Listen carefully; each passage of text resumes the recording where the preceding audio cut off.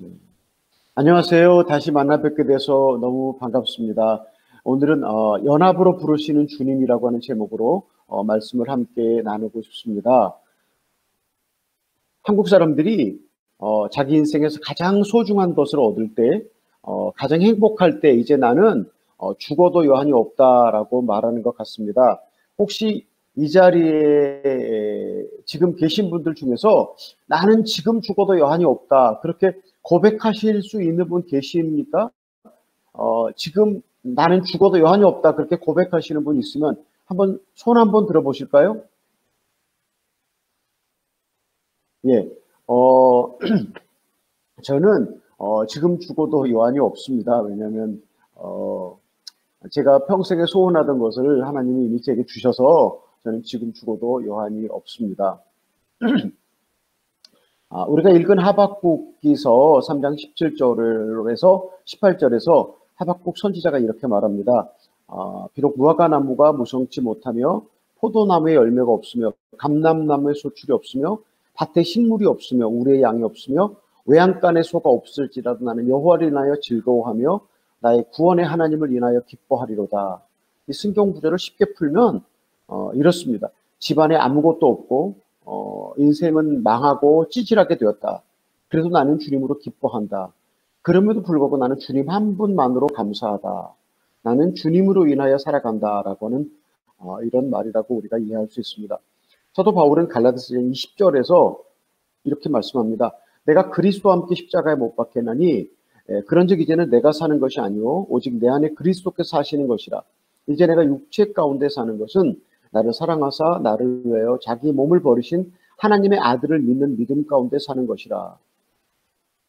이 말을 또 다시 쉽게 번역하면 풀이하면 내가 이 세상의 육체를 갖고 살아간다. 그러나 내가 나를 주관하지 않고 나는 주님으로 인하여 살아간다라고 그렇게 고백하고 있는 그런 말씀입니다.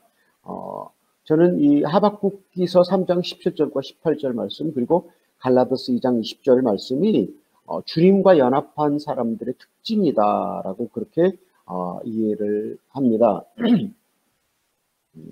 이렇게 주님과 완전히 연합된 삶, 또 완전히 주님과 친밀한 삶, 또 완전히 행복한 삶을 우리 성도님들께서 가지시기 원하시면 제 설교를 잘 들으시기를 바랍니다.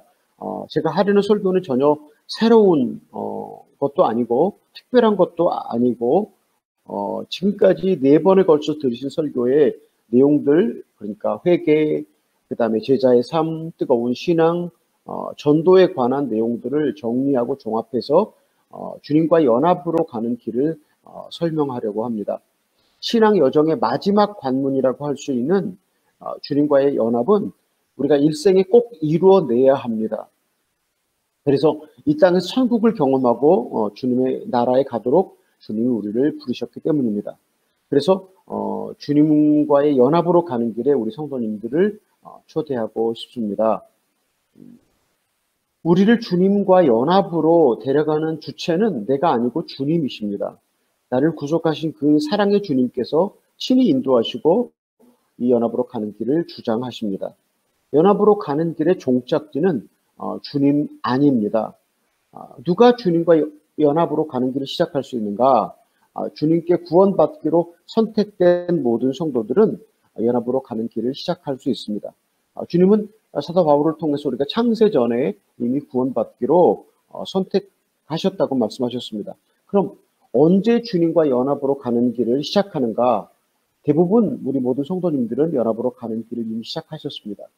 주님을 구주로 인격적으로 영접하고 서부터 우리는 연합으로의 가는 길이 시작됩니다.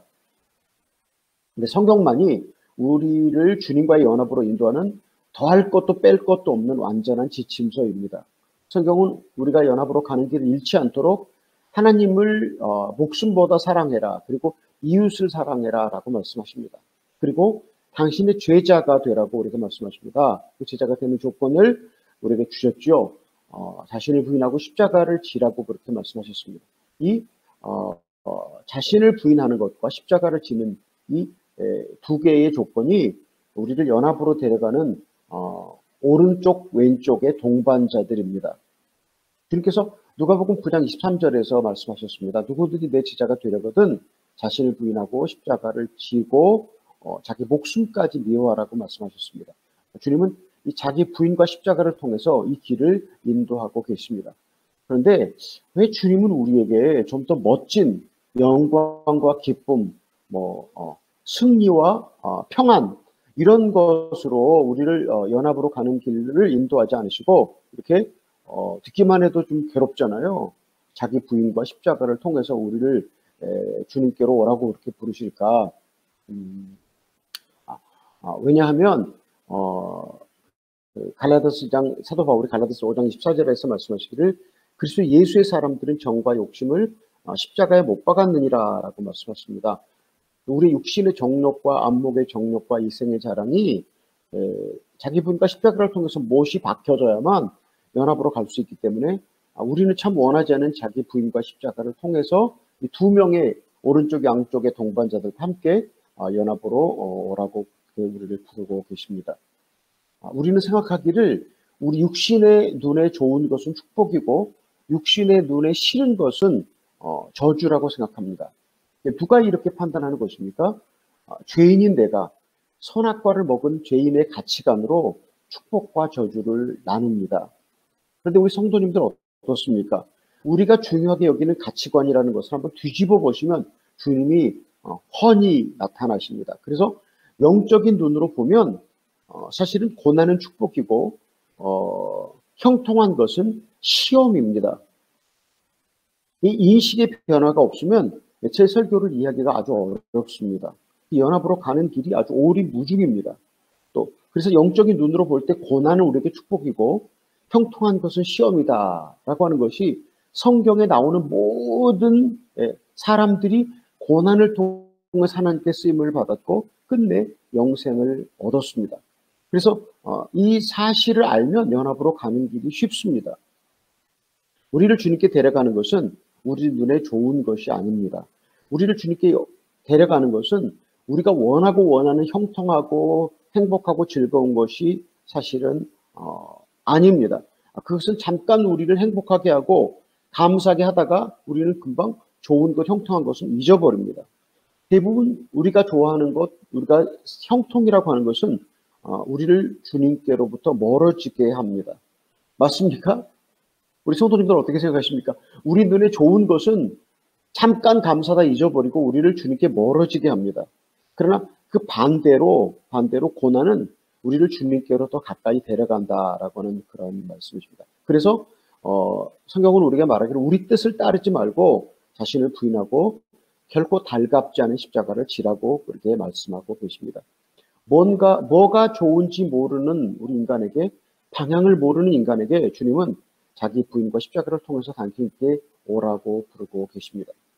매일 십자가를 진다는 것은 어제 일은 모두 잊어버리고 오늘을 가장 최선의 날로 주님이 주시는 최고의 모든 것으로 기억하면서 기뻐하고 내일을 주님께 의탁하는 것이라고 제가 말씀을 드린 적이 있습니다.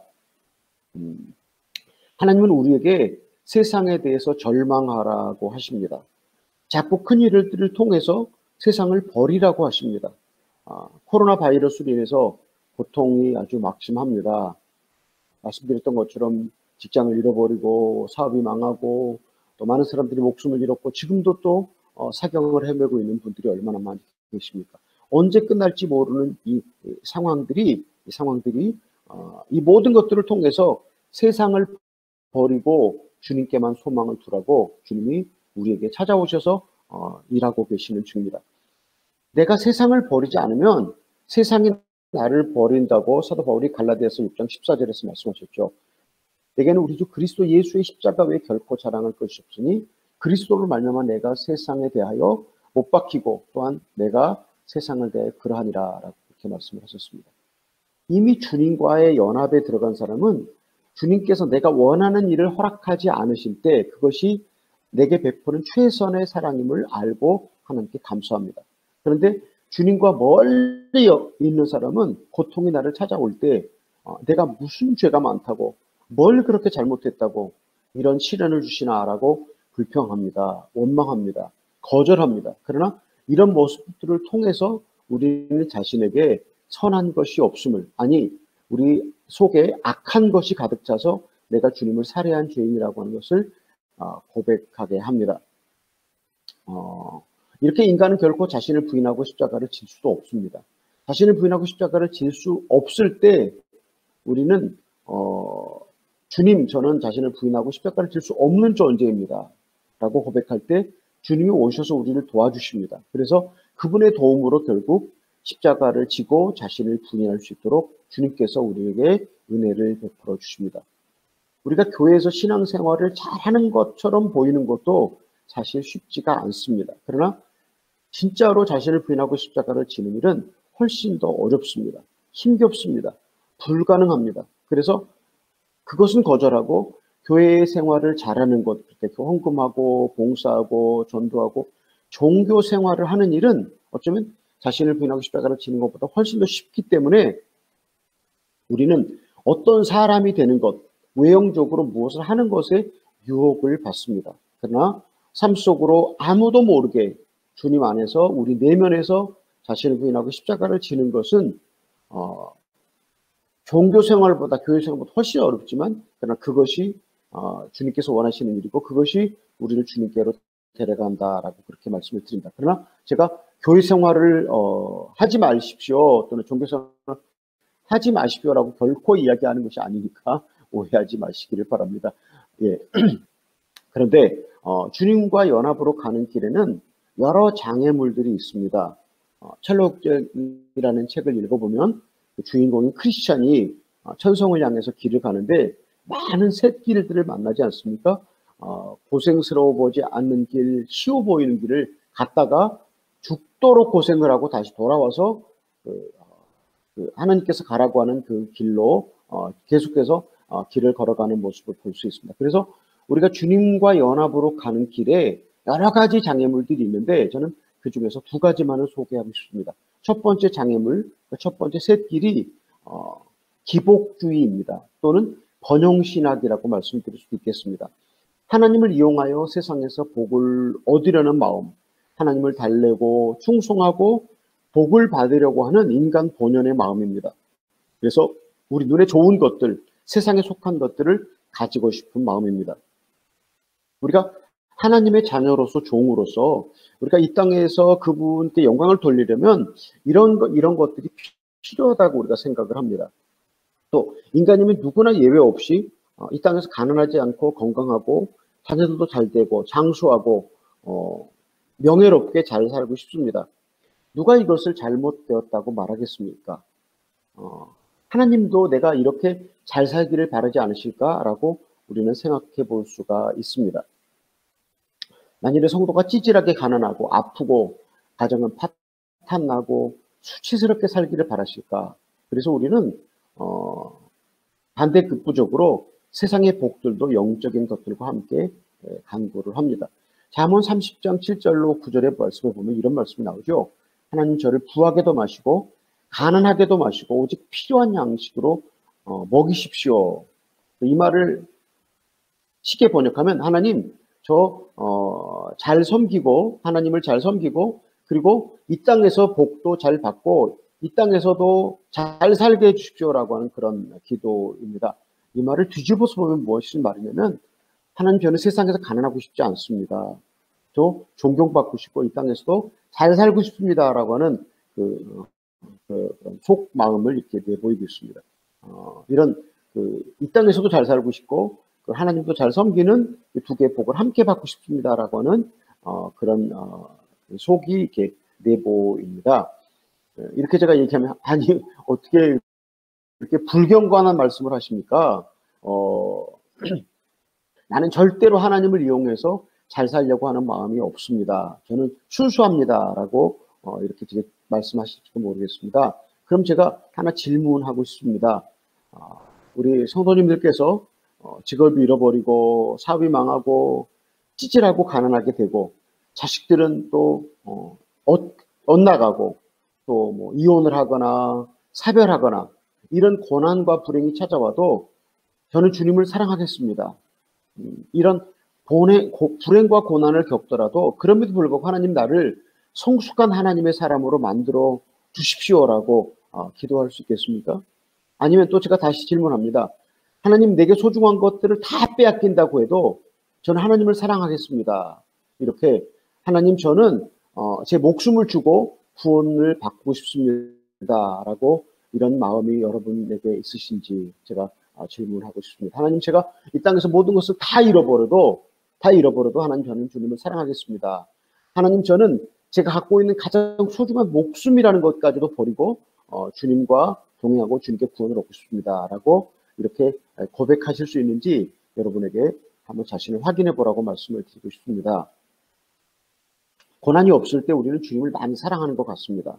마치 가면을 쓰고 있는 듯 합니다. 그런데 고난이 오면 내가 얼마나 충성했는데 교회 11조 바치고 헌금하고 목사님 식사 대접해드리고 그리고 교회 봉사도 많이 했는데 그러면서 고난이 올 때 우리는 속된 말로 본전 생각이 납니다. 기가 막힙니다. 하나님 왜 그때 막아주지 않으셨을까? 하나님이 과연 계시긴 한가? 하나님 만약에 살아계시면 내가 그래도 하나님을 위해서 수고했는데 그때 그 불행을, 그 사고를, 그 질병을 막아주셨어야 되는 거 아닌가? 그러니까 하나님 진짜 계신가 아닌 계신가라고 우리가 그렇게 회의를 품기도 합니다. 제가 2006년 11월에 세 번째 안식년을 마치고 돌아올 때 건강검진을 했는데 제 집사람 홍은석 선교사에게서 폐암이 발견되어서 수술을 받았다고 제가 말씀을 드렸습니다. 그런데 의사가 5년 안에 50%는 죽고 50%는 5년 후에도 살 수 있다라고 그렇게 얘기를 했습니다. 그래서 저는 그때 그 의사 선생님의 얘기를 들으면서 우리 집사람은 당연히 50% 사는 주례가 설 것이라고 제가 그렇게 확신을 하였습니다. 왜냐하면 아마존에 가서 그렇게 열심히 하나님을 사랑했고 자기 목숨보다도 인도 형제들을 사랑했는데 하나님이 우리 손을 들어주시지. 그래서 우리 집사람이 5년 후에도 살아남은 50%될 줄로 그렇게 믿었다고 하는 생각입니다. 우리 여러분 어떻게 생각하십니까? 그때 제가 가졌던 생각이 틀렸습니까? 아니면 맞았습니까? 아마 여러분들도 100%제 생각이 그때 우리 집사람이 50% 사는 줄에 설 것이라고 하는데 아마 동의를 할 것입니다. 이것이 우리가 늘 표현하는 지성이면 감천이다. 인과 응바라고 하는 것이 딱 들어맞는 이야기입니다. 우리가 하나님께 충성과 헌신을 많이 바치면 하나님이 감동받아서 우리에게 잘해주신다. 또 이 땅에서 우리가 잘할수록 우리가 받는 좋은 대가가 있다. 보상이 있다고 하는 인과 응보가 딱 들어맞는 얘기입니다. 그런데 우리 집사람이 폐암 1기 수술을 받았는데 그냥 완전히 암이 없어졌고 치료가 됐다. 그래서 만일에 정말 세계와 전국 방방곡곡을 다니면서 이런 간증을 했다면 얼마나 많은 사람들이 주님께 돌아오게 됐을까. 그 교회는 이런 간증 들을 때 기뻐하잖아요. 그리고 이런 간증을 들을 때 그래 역시 아마존의 선교사로 가서 그렇게 헌신했는데 하나님 고쳐주실 만하지. 그러니까 고쳐주셨지. 이 말을 영어로 표현하면요. give and take. 예, 주고받는 것이 딱 맞는 말이잖아요. give and take. 우리가 주는 것이 있으면 받고 싶은 마음이 우리에게 인지상정으로 있는 거 아니겠습니까? 그런데 암 수술 3년 후에 암이 재발되었습니다. 그때 제가 주님께 아주 실망했어요. 주님께 제가 너무 섭섭하더라고요. 아니 그동안 우리가 아마존에서 사역할 때 순수하게 하나님을 위해서 충성했는데 하나님 그렇게 이렇게 암이 다시 재발하도록 이렇게 해주십니까? 그때 제가 시험 든 저를 보고 제가 깜짝 놀랐습니다. 왜 깜짝 놀랐냐면 순수하게 충성한다고 생각했는데 우리가 충성한 대가로 하나님이 우리를 보상해 주시기를 바랬는데 그 보상이 아니라 다른 결과가 나타나니까 제 속에 있던 장사꾼의 마음이 올라오더라고요. 왜 장사하시는 분들은 뭐 믿져야 본전이라고 그러잖아요. 그러면서 이제 뭐 저기 물건 팔면서 이거 내가 믿지고 판다고 그러잖아요. 근데 그 말이 다 거짓말이라고 사람들이 이야기하잖아요. 그러니까 우리가 뭐 할 때 이렇게 하면 이렇게 해주시겠다. 아까 말씀드린 것처럼 give and take처럼 그런 마음이 없는 것 같은데 딱 제가 하나님께 너무 실망하고 하나님께 섭섭하니까 그런 생각이 딱 들면서 내가 보상을 바라고 했다고 하는 것을 제가 발견했습니다. 주님은 말씀드렸던 것처럼 내가 원했던 대로 우리 손을 들어주지 않으셨습니다. 그래서 하나님이 저를 이렇게 까발려 주셨거든요. 완전히 그냥 제 그 속에 있는 제 마음을 다 까발려 주셨습니다. 근데 제가 생각하기를 주님이 우리에게 당신의 사랑을 보여주시는데 그중에 가장 큰 사랑이 무엇인가? 주님이 우리에게 당신의 사랑을 보여주시는 뭐 구원의 은총 얼마나 큽니까? 그렇죠? 구원의 은혜 다음에 더 큰 구원의 은혜 다음에 큰 하나님의 사랑이 있다면 그것은 무엇이냐면 하나님이 고난을 통해서 우리의 죄와 악을 보여주시고 우리를 정결하게 해주시는 일이다. 하나님이 우리를 사랑하신다고 하는 그 진짜 표현이 무엇인가? 우리 고난을 통해서 우리의 고난을 통해서 우리의 죄와 악을 까발려 주시는 게 그래서 우리를 정결하게 해주는 것이 하나님의 큰 사랑이라고 믿습니다. 그래서 이 하나님의 사랑이 근데 우리는 이 하나님의 사랑을 어떻게 받고 싶은지 아세요? 만일에 선교사인 저에게 이제 예를 든다면 아마존 강의 모든 사람들을 복음화 시켜서 전설적인 선교사, 한국이 낳은 사도 바울 같은 선교사라고 하는 그런 명예와 칭찬을 들으면 그러면 그것이 내가 원하는 그런 것일 수 있잖아요. 그런데 하나님은 우리에게 당신의 사랑을 보여주시는데 고난으로 저를 단련해서 하나님을 더 사랑하는 사람으로 이웃을 더 섬기는 사람으로 변화시켜 주시는 것이다. 아멘. 그렇게 믿으시면 한번 아멘 하실까요? 제가 아멘 소리를 잘 못 들어서 예. 저한테 소리가 잘 안 들리니까 괜찮습니다. 예. 이제 마이크 소리 다시 줄여주시면 됩니다. 예. 구원의 은혜를 빼고 하나님 우리에게 부시는 큰 사랑이 무엇이냐? 고난을 통해서 우리의 죄와 악을 보여주시고 우리를 정결하게 해주시는 것이다. 이것에 대해서 저랑 이해를 같이 하시면 연합으로 가는 길이 시온의 대로가 열려집니다. 아마 우리 성도님들도 이런 경험이 있으실 거라고 생각합니다. 주님께서 꼭 들어주실 줄 알았는데 들어주시지 않고 주님이 나를 거절했다고 하는 그런 쓰라림의 경험이 아마 여러분들이 있으실 것이라고 생각합니다. 인간이 주님께 하는 모든 헌신과 충성과 사랑이라고 하는 것이 이런 기복주의의 기초를 둡니다. 그러니까 내가 한 만큼 하나님은 내게 해주시기를 바라는 기복주의의 기초를 둔다고 하는 것입니다. 그렇다면 우리가 주님을 위해 산다고 하는 이 사랑과 헌신과 충성이라고 하는 것이 일반 뭐 불교인들이나 유교인들이나 다른 종교가 그들의 신에게 바치는 공덕과 아무런 차이가 없다고 하는 것입니다. 기복주의는 하나님을 이용해서 세상에 속한 복을 얻으려는 그런 마음입니다. 신을 달래고 충성해서 복을 얻으려고 하는 인간 본연의 마음입니다. 우리 눈에 좋은 것들, 세상에 속한 것들을 가지고 싶은 마음입니다. 우리는 늘 이 기복주의라는 샛길에 빠져서 연합으로 가는 길을 잊어버리고 헤매게 됩니다. 전에 말씀드리던 빌립보서 3장 7절로 9절에서 더불어 이렇게 말씀합니다. 그러나 무엇이든지 내게 유익하던 것을 내가 그리스도를 위하여 다 해로 여길 뿐더러 또한 모든 것을 해로 여김은 내 주 그리스도 예수를 아는 지식이 가장 고상하기 때문이라. 내가 그를 위해 모든 것을 잃어버리고 배설물로 여김은 그리스도를 얻고 그 안에서 발견되려 함이니라 하셨습니다. 내게 유익하던 것들을 배설물로 여긴다. 이 말이 무슨 말입니까? 내게 필요하던 것들을, 내가 좋아하던 것들을 나는 똥으로 여긴다. 배설물이라고 하는 것이 똥이라고 하는 거잖아요. 배설물이 오줌과 똥을 말하는 거 아니겠습니까? 내게 좋은 것들, 내게 유익하던 것들을 내가 의지적으로 이것을 버린다라고 하는 그런 말입니다. 왜 주님을 왜 내게 좋은 것들을, 내게 유익한 것들을 버리냐? 주님을 덮기 위해서, 주님과 연합하기 위해서 내게 좋은 것, 내게 편리한 것들을 버린다고 사도 바울이 고백을 하였습니다. 세상에 속한 것은 다 배설물입니다. 세상에 속한 것들과 주님을 동시에 섬기게 되면 주님과 연합에 이를 수가 없습니다. 아직도 내가 세상에 속한 것, 어떤 것들을 사랑하는가, 그것들을 받고 싶은 마음과 함께 주님과 연합으로 가는 길도 원하는가, 이 두 가지를 생각하시면서 한번 자신을 확인해 보시기를 바랍니다. 두 번째 장애물은 율법주의입니다. 두 번째 장애물은 율법주의입니다. 우리가 처음 주님의 사랑을 경험하고 우리는 그 사랑에 감격해서 주님을 사랑하기 시작합니다. 주님의 사랑 때문에 주님을 사랑합니다.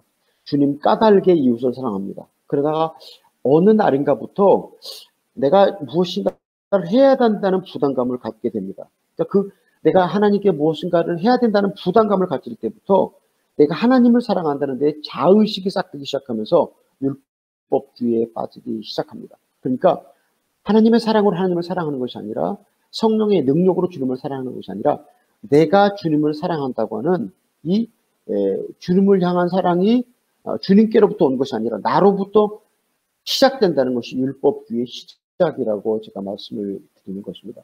주님은 이 율법주의에 대해서 마태복음 15장 8절에서 이렇게 말씀하십니다. 이 백성이 입술로는 나를 존경하되 마음은 내게서 멀도다라고 말씀하십니다. 율법주의는 마음은 주님을 사랑하지 않으면서 입술로만 사랑한다고, 행동으로만 무엇을 사랑한다고 사실은 주님을 속이는 일입니다. 그래서 주님 당시 하나님을 그렇게 사랑한다던 바리새인들이 결국 주님을 대적하고 주님을 십자가에 못 박아 죽였습니다. 사도 바울은 로마서 10장 2절과 3절에서 이렇게 말합니다. 내가 증언하느니 그들이 하나님께 열심히 있으나 올바른 지식을 따른 것이 아니니라. 하나님의 의를 모르고 자기 의를 세우려고 힘써 하나님의 의에 복종하지 아니하였느니라. 로마서 9장 31절 말씀 32절 이렇게 말씀하십니다. 의의 법을 따라간 이스라엘은 율법에 이르지 못하였으니 어찌 그러하냐. 이는 그들이 믿음을 의지하지 않고 행위를 의지함이라. 율법주의는 종교적 야망을 숨기는 고도의 전략입니다. 주님은 바리새인들을 향해서 위선자, 독사의 새끼, 온갖 독소를 퍼부으셨습니다. 예수님 당시 바리새인들은 너무나 구별된 삶을 살았기 때문에 그들은 구별된 사람들이라고 하는 그런 칭호를 들었다고 합니다. 우리가 변화되기 전에 사도 바울을 보면 알 수 있지 않습니까? 주님을 만나기 전에 사도 바울은 얼마나 하나님을 사랑했던지 살인도 서슴지 않고 그리스도인들을 잡아다가 죽이려고 하지 않았습니까? 이것이 결국 마음으로 주님을 사랑하는 것이 아니라 입술로만 사랑하는 사람들의 특징이라고 이렇게 말할 수 있습니다.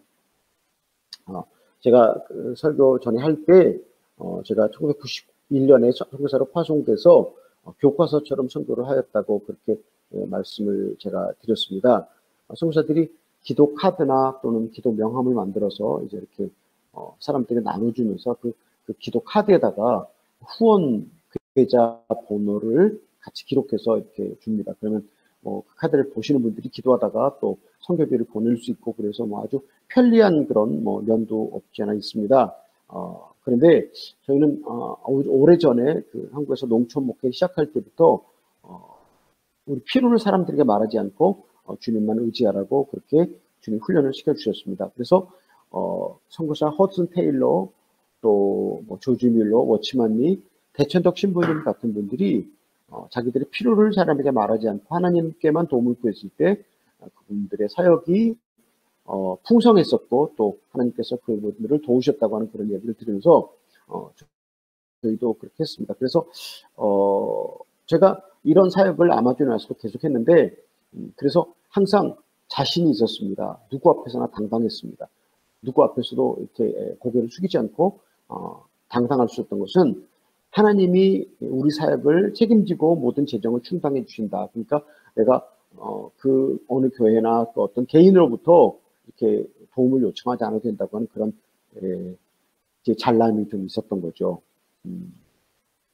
또 제가 세상에서 주님을 제일 사랑하고 싶었습니다. 그리고 제가 사역하고 있는 아마존 검은강 모든 사람들을 다 주님께 드리고 싶었습니다. 제가 제일 존경하는 분이 한국에서 제일 존경하는 분이 한 분 계신데 이분이 계백 장군입니다. 풍전등화처럼 쓰러져가는 백제를 바라보며 그 백제가 나당 연합군과 전쟁을 해야 되는데 그 전쟁에서 승리하지 못할 것을 계백 장군은 알았습니다. 근데 그때 그렇게 백제가 승리하지 못할 것을 알고 전쟁에 나가기 전에 그는 먼저 자기 가족들을 살해하였습니다. 자기 가족들로 인해서 염려하지 않기 위해 자기 가족들을 먼저 살해하고 전쟁터에 나가서 전쟁을 하다가 장렬하게 전사를 했습니다. 저는 이런 계백 장군이 백제를 향한 충성을 생각하면서 내가 하나님 사랑하는 것이 계백 장군이 백제를 사랑했던 것보다 내가 하나님을 더 사랑해야 된다라고 생각했던 사람입니다. 그래서 저희가 사역하고 있는 사역지가 아마존 적도 바로 아래인데 정말 365일 폭염과 습도와 물건들이 그렇게 많은 가운데 제 가족들이 벌레에 물려서 피와 진물로 번복이 되었을 때 저는 계백 장군을 떠올렸습니다. 제가 눈을 뜨고 우리 가족들의 고통을 보자면 한국으로 되돌아가고 싶은 마음을 갖게 될 것 같았습니다. 그래서 눈을 감고 계백 장군을 떠올리면서 눈물을 삼켰습니다. 그리고 어떻게 하면 한 영혼이라도 더 구원할 수 있을까? 제가 24시간 동안 선교 사역을 생각하고 연구하고 기도했습니다. 제 집사람이 암 수술을 받고 나서 이제 사역을 좀 줄이자고 그렇게 지금 얘기를 했습니다. 그래서 저는 사역을 줄이기보다는 사역을 더 확장했습니다. 누가 이렇게 선교 사역에 열심히 저를 손가락질할 수 있었겠습니까? 내가 훌륭한 선교사로 살기를 바라서 아내와 자녀들에게 희생을 강요했습니다. 이렇게 제가 아마존에서 22년을 사역하고 혼적 선교사가 먼저 주님의 나라로 갔습니다. 이제 제가 땅을 치고 통곡을 하고 외양간을 고쳐도 돌아올 수가 없는 외양간을 고칠 필요가 없어서 지금은 아나는 평생 피눈물을 흘리면서 회개하고 주님께로 돌아가야 된다라고 생각을 하고 있습니다. 거룩한 것에 악이 있고 악한 것에 선이 있다고 셰익스피어가 말했다고 합니다. 제 종교적 열심과 헌신 속에 야망이 숨겨진 것을 저는 옛날에 몰랐습니다. 어느 날 주님께서 제 허물을 보실 때 제가 아주 끔찍한 유산자인 것을 알았다고 제가 말씀드린 적이 있었습니다. 제가 하지 않았던 실수들이 제 자랑이 되었고 제가 잘한 일들이 큰 업적이 되고 명예가 되는 줄을 제가 몰랐던 것이죠. 그러니까 제가 하지 않았던 실수들이 제 자랑이고 제가 잘한 일들이 큰 업적이 되고 명예가 되어서 제게 빵빵한 그런 자기 의를 율법주의의 탈을 쓴 종교인이라고 하는 사실, 그것이 바로 마귀의 전략이라고 하는 것을 그때는 제가 몰랐기 때문에 그렇게 했었습니다. 율법주의는 자기 의를 아주 중요하게 여깁니다. 그러나 그것이 얼마나 악한 것인지 모르고 살아갑니다. 세상까지 얻은 영광과 부와 지식이 많을수록 보람을 많이 느낄수록 자기 의라고 하는 괴물은 우리 속에서 점점 더 커집니다. 뼈 빠지게 일해서 자수성가한 사업가, 또 죽기 아니면 살기로 공부해서 좋은 대학에 진학하고 성공한 사람, 또 자신을 희생해서 자식을 잘 키운 부모, 하여간 죽을 힘을 다해서 정상의 자리에 못 올라갔을지라도 지금의 자리를 지키고 있다고 하는 이런 사람들, 이런 사람들이 다 자기가 아주 거대하게 숨어 있는 것을 볼 수 있습니다. 왜 이런 사람들에게 자기가 아주 많이 있습니까? 왜냐하면 내가 이루었다고 하는 기억이 있기 때문입니다. 내가 이것을 해냈다. 내가 열심히 공부하고 열심히 노력하고 내가 그렇게 일해서 내가 지금 이 자리에 왔다고 하는, 내가 이루었다고 하는 그런 자신감 때문에, 그런 의 때문에 자기가 빵빵하다고 하는 이야기입니다. 그런데 반면 그렇게 열심히 살지도 않았고 대충 살고 여기까지 온 사람은 자기가 그렇게 많지 않습니다. 왜냐하면 자기 노력과 수고가 많지 않기 때문입니다. 그럼 제가 그럼 인생을 막 살아라, 그냥 대충 인생을 사십시오라고 얘기하는 거 아니니까 절대 오해하지 마시기를 또 부탁을 드립니다. 영적으로도 이 땅에서 하나님을 위해서 많이 헌신한 사람, 그런 사람일수록 자기 업적이 클수록 자기가 대단히 큽니다. 그런데 반면 자기가 없어진 사람은 나는 하나님을 사랑한 적이 없습니다. 나는 주님을 위해서 뭐 한 것이 없습니다. 저는 무익한 종일 뿐입니다라고 고백을 합니다. 근데 그 겸손한 고백이, 나는 주님을 위해서 한 것이 없습니다. 주님, 저는 무익한 종입니다. 주님, 저는 주님을 사랑한 적이 없는 것 같습니다라고 하는 이 겸손한 고백이 사실은 진정한 헌신이 되고 주님께 영광을 돌리는 것이 됩니다. 다시 말씀드립니다. 우리가 주님과 연합으로 가는 두 번째 장애물이 있다는 그것은 율법주의입니다. 그것이 율법주의입니다. 근데 이 율법주의와 기복주의 이 두 개의 최고 가장 높은 꼭대기에 있는 것이 자기의입니다. 자기의. 자기의는 내가 소유한 영적인 것, 육체적인 것, 정신적인 것 모든 것으로 나를 대표하는 것이라고 말씀드릴 수 있습니다. 그동안 내가 인정한 나와 또 다른 사람들이 인정한 내가 이 자기의에 숨어져 있습니다. 내가 이뤄낸 공적, 내가 해냈던 모든 일에 대해서 이렇게 말합니다. 너는 괜찮은 기독교인이다. 너가 얼마나 수고했냐라고 하면서 자기 자신이 괜찮은 사람이라고 그렇게 스스로 생각하도록 우리를 속인다고 하는 사실입니다. 그런데 자기의가 있다면, 공적이 우리 안에 있다면 어떻게 되느냐. 내 안에 자기의가 있고 내 안에 내 공적으로 인한 자랑이 있다면 어떻게 되느냐. 십자가의 보혈을 흘리시고 우리에게 거저주시는 예수 그리스도의 의를 거절합니다. 천국도 거절합니다. 다시 말씀을 드립니다. 내 안에 내 의가 있고 내 공적이 있고 내 자랑이 있다면 어떻게 되느냐. 십자가의 보혈을 흘리시고 우리를 위해서 입혀주신 그리스도의 의, 그 의를 갖고 우리가 구원을 얻고 그 의를 갖고 주님께 나가는데 우리가 내가 이룬 공적, 내 자랑, 내 의가 있다면 이것을 거절하고 천국도 거절한다. 그런 이야기입니다. 바리새인들이 바로 행했던 그런 것이라고 말씀을 드립니다. 로마서 3장 21절에서 24절에 이런 말씀이 나옵니다. 이제는 율법 외에 하나님의 한 의가 나타났으니 율법과 선지자들에게 증거를 받은 것이라. 곧 예수 그리스도를 믿음으로 말미암아 모든 믿는 자에게 미치는 하나님의 은이 차별이 없느니라. 우리가 이 땅에서 그리스도인으로서 탁월하고 훌륭해서 종교적으로 명예와 영광과 부를 가진다 할지라도 우리의 의로 말미암아, 우리의 자기 의로 말미암아 주님의 의를 거절한다면 이것보다 더 큰 손해가 어디 있겠습니까? 내가 이뤄낸 업적, 내가 이룬 그 모든 것, 이것 하나를 쥐고 내가 이룬 업적, 내 자랑, 내 명예를 쥐고 주님께서 거저 주셔서 우리에게 주신 그리스도의 의, 그것을 저버린다고 하는 사실입니다. 마치 우리에게 알사탕 하나를 쥐고 다이아몬드를 버리는 것과 마찬가지라고 생각을 합니다. 마태복음 9장 12절에서 13절 말씀에 이렇게 말씀하시죠. 건강한 자에게는 의사가 필요 없고 병든 자에게라 쓸데 있느니라. 너희는 가서 내가 긍휼을 원하고 제사를 원하지 아니하노라 하신 듯이 무엇인지 배우라. 나는 의인을 부르러 온 것이 아니라 죄인을 부르러 왔노라 하시니라. 주님은 자기 의가 전혀 없는 죄인을 구원하시는 분입니다. 죄인이라고 고백하는 사람만 주님과 상관이 있기 때문입니다. 자기 의가 전혀 없는 죄인, 주님 저는 죄인입니다라고 고백하는 사람에게 의한 주님의 구원이 주어진다고 하는 사실입니다. 그래서 로마서 3장 20절에 사도 바울이 말합니다. 율법의 행위로 그의 앞에 의롭다 하심을 얻을 육체가 없나니 율법으로는 죄를 깨달음이니라. 우리가 아무리 크고 위대한 일을 주님의 이름으로 많이 하였다고 할지라도 주님의 의가 아니면 이 땅에서 의롭다함을 입을 사람이, 의롭다함을 얻을 사람이 아무도 없다고 하는 사도 바울이 말씀하신 로마서 3장 20절의 말씀입니다.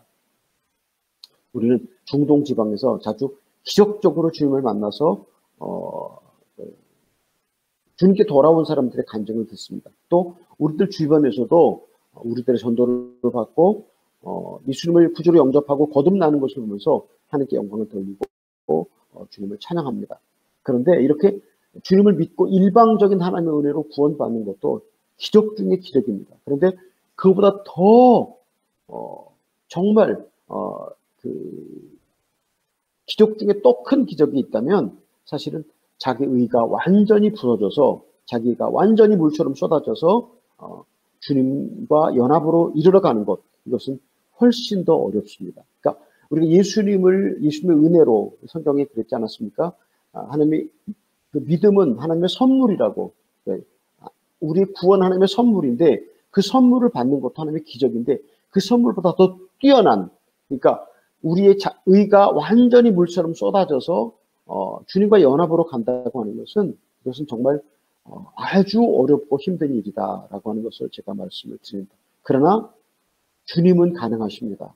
주님께서 친히 우리의 의를, 자기 의를 완전히 쏟아서 물처럼 쏟게 하시고 주님과 연합으로 가게 인도하시는 분이 주님이십니다. 제가 말씀드렸죠. 설교를 시작하면서 주님과 연합으로 가는 길을 시작하게 하시는 분이 주님이시라고 말씀을 드렸습니다. 근데 주님을 바르게 따라 살고 있는 사람은 매일 자신을 부인하고 십자가를 지고 회개를 통해서 자아를 죽음에 넘깁니다.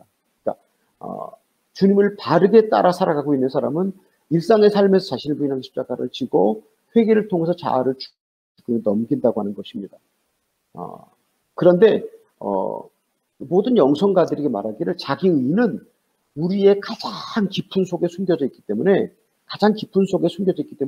평소에 자신을 부인하고 십자가를 지는 삶을 계속 살고 또 살고 또 살고 그러다가 결국은 주님이 우리의 의를, 자기 의를 없애주기 위해 찾아오실 때, 고난을 통해서 우리를 찾아오실 때 그것을 받아들입니다. 그러니까 우리가 일상적으로 자신을 부인하고 십자가를 지는 사람을 잘 살면서 회개하고 자아를 죽음에 넘기는 사람은 주님이 고난을 통해서 우리를 찾아오셔서 우리의 자기 의를 없애주실 때 그것을 받아들인다는 얘기입니다. 인생이 완전히 망하고 눈물이 강을 이루지만 주님의 선하심에 자신을 의탁합니다. 우리는 그렇게 의로웠던 욥이 무시무시한 시험을 받은 것을 성경을 통해 잘 알고 있습니다. 왜 하나님이 욥에게 그렇게 무시무시한 시험을 허락하셨을까요? 그는 그렇게 의롭고 경건했는데 모든 성경학자들이 말하기를 욥은 그가 가진 자기 의를 해결하게 하기 위해서 하나님께서 욥에게 그런 시험을 허락하셨다고 성경학자들이 이야기를 합니다. 욥의 그 경건함과 의로움 속에 자기 의가 숨어 있었는데 그 의를 갖고 있으면 욥이 하나님 앞에 설 수가 없었기 때문에 하나님이 욥의 자기 의를 해결해 주시기 위해서 욥에게 그런 시험을 허락하셨다고 말한다고 하는 그런 이야기입니다. 말씀을 드렸던 것처럼 자기 의는 가장 깊은 곳에 숨어 있어서 우리가 하나님 이 자기 의를 없애주십시오라고 기도하고 바라고 원해도 내가 아무리 육신을 입고 몸부림을 쳐도 내가 육신을 갖고 사는 것처럼 내 육신과 함께 나와 함께 붙어 있으려고 합니다. 그런데 주님께서 오셔서 이것을 해결해 주십니다.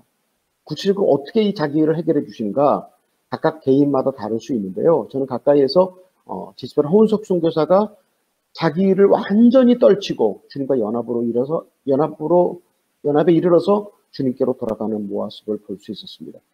말씀드렸던 것처럼 허은석 선교사는 자기 목숨보다 주님을 더 사랑했고 윈디 형제들을 자기 목숨보다 더 사랑했던 그런 여인이었는데 그래서 정말 불처럼 타올라서 일생을 하나님께 헌신한 사람인데 암 투병을 받으면서 자기 의를 다 하나님이 없애주시고 하나님이 혼숙 선교사의 자기를 없애주시고 주님과 완전히 연합하는 것을 제가 볼 수 있었습니다.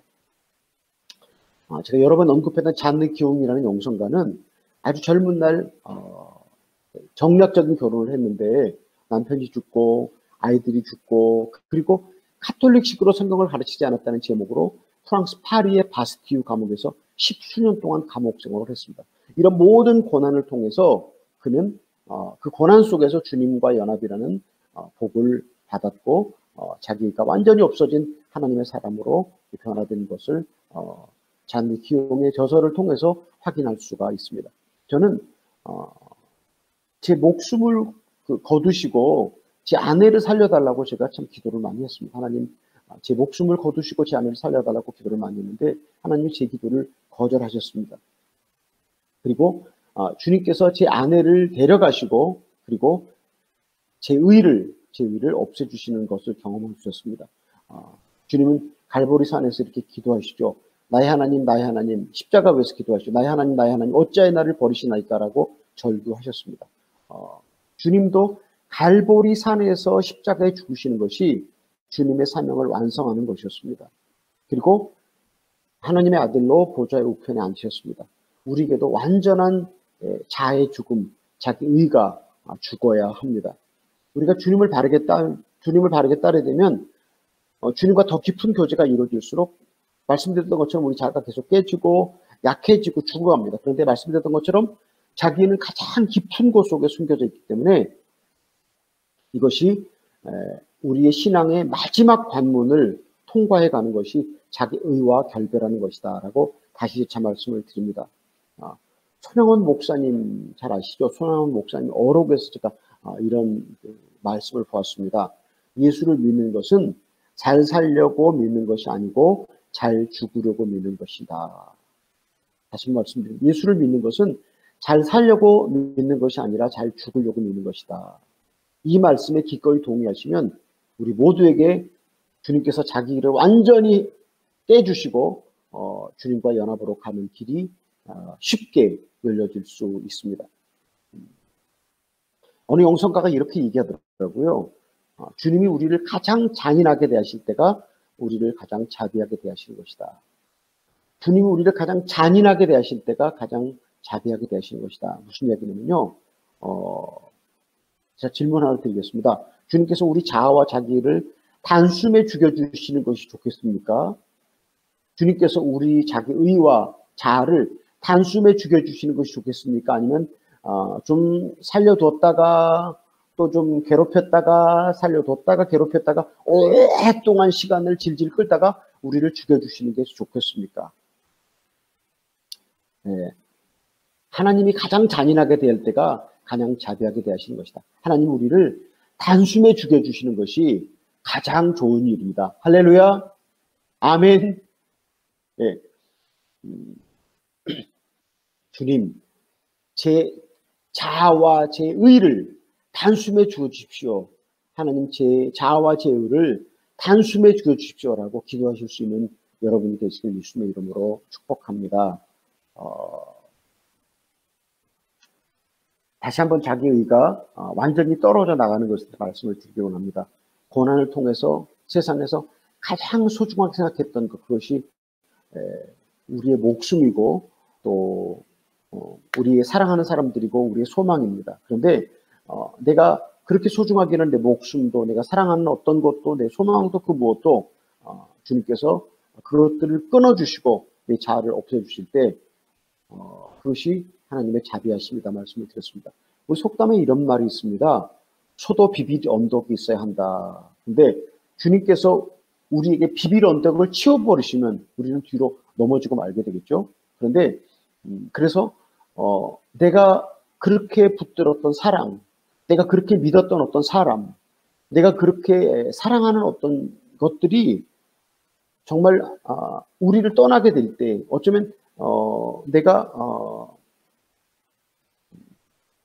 그렇게 그런 것들을 잃어버리게 될 때 사실은 우리는 주님을 되게 사랑한다고 생각을 하는데 내가 목숨보다 주님을 더 사랑한다라고 했던 그 주님이 이런 정말 우리 앞에 닥치는 이런 고난을 통해서 나는 주님을 사랑한다고 했던 사랑이 사실이 아니었구나. 나는 주님을 이용해서 잘 살고 싶은 욕망 가운데 주님을 이용했구나라고 고백할 때 그때 우리의 의가 완전히 까발려집니다. 우리의 자기의가 완전히 까발려집니다. 그때 그 하나님이 우리 정체를 완전하게 이렇게 폭로시키실 때, 그러니까 우리 정체가 완전히 폭로된다는 건 내가 사랑하는 누구, 사랑하는 그 무엇, 그 어떤 것들이 우리 앞에서 완전히 자취를 감추게 될 때, 그때 우리의 정체가 완전히 주님 앞에서 드러나게 되는데, 그때 우리의 자기의가 물처럼 쏟아집니다.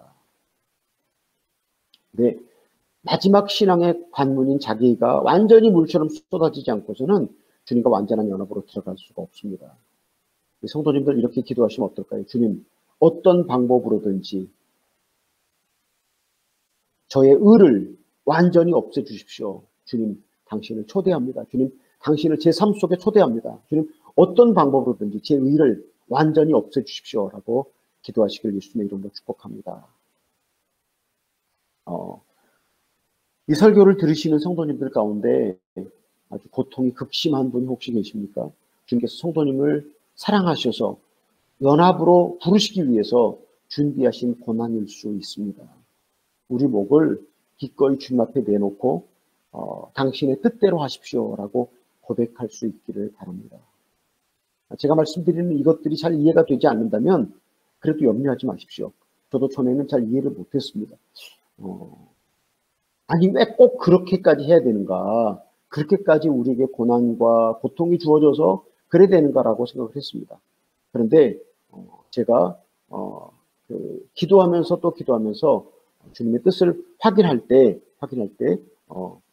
제가 후에 깨닫게 되었습니다. 그래서 제가 드리는 설교를 잘 이해하지 못하신다고 할지라도 염려하지 마시고 언젠가 성도님들에게 정말 여러분이 그렇게 사랑했고 소원했고 원했던 어떤 것이 무너지고 소가 비빌 언덕이 없어져서 뒤로 넘어지게 될 때 그때 어쩌면 제가 했던 오늘의 설교를 기억하시면서 이해하시게 될 것입니다. 그러면 어쩌면 저를 만나고 싶을지도 모르고 저를 찾아서 저와 함께 교제하고 싶을지도 모릅니다. 자기가 없어진 사람은요, 주님께서 상한 마음을 선물로 주십니다.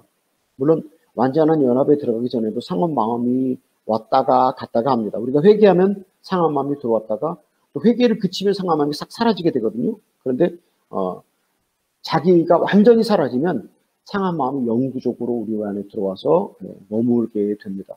이때 우리는 주님께 이렇게 고백합니다. 제게 허락하시는 모든 고난이 합당합니다. 저는 죄인입니다. 라고 고백할 수 있습니다. 자기 의가 완전히 없어진 후에 주님께서 상한 마음을 주신다고 말씀을 드렸는데 또 다르게 이해하면요. 상한 마음이 자기 의를 없애준다고도 이해할 수 있습니다. 왜냐하면 이 상한 마음과 자기 의는 서로 아주 밀접하게 연결이 되어 있습니다. 그래서 성경 곳곳에서 우리에게 상한 마음을 가지라고 말씀하지 않으십니까? 마태복음 5장에서도 심령이 가난한 자는 복이 있다고 말씀하셨고 그리고 그 이후에 주어지는 모든 복이 심령이 가난할 때만이 주어지는 복이라고 제가 말씀을 드린 적이 있습니다. 우리가 상한 마음을 가질 때는 우리가 아무리 헌신하고 충성을 많이 해도 자기 의가 우리 안에 쌓이지 않습니다. 왜? 우리가 아무리 주님께 충성을 헌신해도 자기가 없어진 사람에게는 우리가 아무리 충성하고 헌신해도 상한 마음을 가진 사람은 자기가 쌓여지지 않느냐면 성경이 이런 말씀 하시잖아요. 성경이 오른손이 하는 것을 왼손이 모르게 하라. 이게 불가능한 얘기인데 그런데 가능한 말씀입니다. 우리가 자기가 없어진 다음에 아무리 충성을 하고 헌신을 많이 했어도 내가 했다고 하는 의식이 없기 때문에 내가 한 일이 아니라고 하는 것 때문에 주님께서 하셨습니다. 당신이 하셨기 때문에 당신께만 영광을 돌려드립니다 하기 때문에 우리가 자기 의의 그 함정에 빠지지 않는다고 하는 그런 이야기입니다. 성경에 나오는 모든 하나님의 사람들은 상한 마음을 품고 살았습니다. 그래서 주님이 그들을 사용하셨다고 믿습니다. 구약시대 하나님의 사람들은 내가 죽어야 하는 자리에 동물 한 마리가 대신 죽고 그 동물의 피로 인해서 내가 용서받고 살고 있다는 마음, 이 마음이 지금 오늘 우리에게는 그리스도가 대신 죽으시고 내가 그 공로로 용서를 받았다는 이 마음입니다. 상한 마음을 가지면 주님의 눈으로 우리를 보면서 우리를 성찰할 수 있고 또 주님을 바라볼 수가 있습니다. 상한 마음을 가지면 비로소 우리 자신을 밝히 바라볼 수 있고 주님을 밝히 바라볼 수 있다. 그래서 저는 상한 마음이 우리에게 아주 좋은 돋보기 안경이다라고 그렇게 제가 이해를 합니다. 그래서 내가 지금까지 주님을 사랑하고 사는 것 같았지만 사실은 나를 위해서 주님을 이용하려고 했었구나. 나는 거룩하고 싶은데 인간적인 야망을 채우기 위해 선신했구나라고 하는 진실한 회개가 쏟아져 나옵니다. 수십 년 동안 주님의 나라를 위해서 온갖 핍박과 역경을 받고 사역을 했던 사도 바울의 말년의 고백 잘 아시지 않습니까? 그 말년의 고백 디모데전서 2장 15절 말씀 내가 죄인 중에 괴수로다. 나라는 인간은 살아있음이 아주 미안한 존재다. 내 안에는 선한 것이 조금도 없다. 나는 악 자체고 다른 사람들에게 내 악으로 살인을 일삼은 존재구나 라고 이렇게 표현할 수 있는 것이 바로 내가 죄인 중에 괴수로다 라고 하는 그런 이해가 아닐까라고 생각을 합니다. 이렇게 회개를 하는 사람은 나를 왜 데려가시지 않고 지금까지 살려두셨나. 그래서 세상이 두렵지 않습니다. 누구에게도 잘 보이고 싶은 마음도 없습니다. 또 세상 가장 낮은 자리에 가서 주님을 섬기고 싶습니다. 그래서 아무도 경쟁할 사람이 없습니다. 세상에 가장 낮은 자리로 내려가는데 누가 경쟁하겠습니까? 모든 사람들이 다 나보다 낫다. 성경이 그러잖아요. 모든 사람들이 낫다고 여기라고 그러는데 모든 사람들이 나보다 다 훌륭하다고 생각하기 때문에 아무도 판단하고 정죄하지 않습니다. 그리고 주님이 맡겨주신 그 자리가 수치스럽고 고통스럽고 비참한 자리라고 할지라도 그 자리를 기뻐하고 감사합니다. 이 상한 마음으로 주님께서 우리에게 온전하게 들어오시고 또 우리가 주님께 온전히 들어가게 됩니다. 그때 주님과 연합함이 이루어집니다. 그럼 이제 결론을 말씀드리겠습니다. 예수님과 온전한 사람에게는 어떤 일이 벌어지는가? 또 사도 바울이 표현한 교독입니다. 내게 사는 것이 그리스도니 죽는 것도 유익함이라라고 그렇게 사도 바울이 고백을 했습니다. 그래서 아까 말씀드린 것처럼 나는 지금 죽어도 여한이 없다라고 그렇게 고백할 수 있다고 하는 그런 이야기입니다. 세상에 연연하지 않습니다. 연합한 사람은 어떤 상황에서도 항구적인 평안과 자유와 안식을 가질 수 있습니다. 완전하다는 것이 아니라 항구적으로 평안과 자유와 안식을 소유하고 살아간다고 하는 사실입니다. 그래서 그런 항구적으로 평안과 자유와 안식을 갖고 살아가기 때문에 세상의 행복과 명예와 재물과 그 무엇과도 주임을 받고 싶지 않다고 고백을 합니다. 그래서 주 안에서 풍성한 삶이 계속 되어집니다.